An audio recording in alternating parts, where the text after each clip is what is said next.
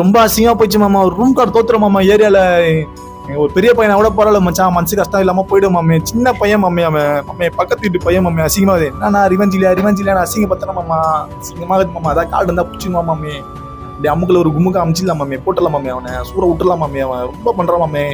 வெளியே போக முடியல மாமே. என்னன்னா ரூம் கார்டு தோத்துறியானா நோ பானே நீ அப்படின்னு அசிங்க பத்திரம் மாமா. அசிங்கமா இருக்குது மாமா. ஏரியால தலையை காட்ட முடியல. வெளியே வர முடியல மாமா. அடுத்த வாரம் ஃபுல்லா வெயிட் பண்ணுமா மாமா.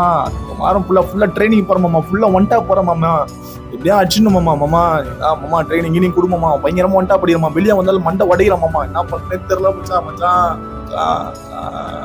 அப்பெல்லாம் ரூம் கார்டுலாம் தோத்துறேன்னு வச்சுக்கேன். இதோட மோசமாலாம் ஃபீல் பண்ணுவானுங்க. ஒரு ரூம் கார்டு மாமா கடன் வாங்கி கொடுமாமா அது வரையும் பேசுவானுங்க. ஆனா அந்த ரூம் கார்டு போட்டு ஜெயிச்சோன்னு வச்சுக்கேன் அவனை கையிலேயே பிடிக்க முடியாது. டேய் நாங்க தாண்டா ஏரியால காசு என்ன அப்படின்னும் போது பயங்கரமா இருக்கும். அது ஃபீலே வேற மாதிரி இருக்கும்.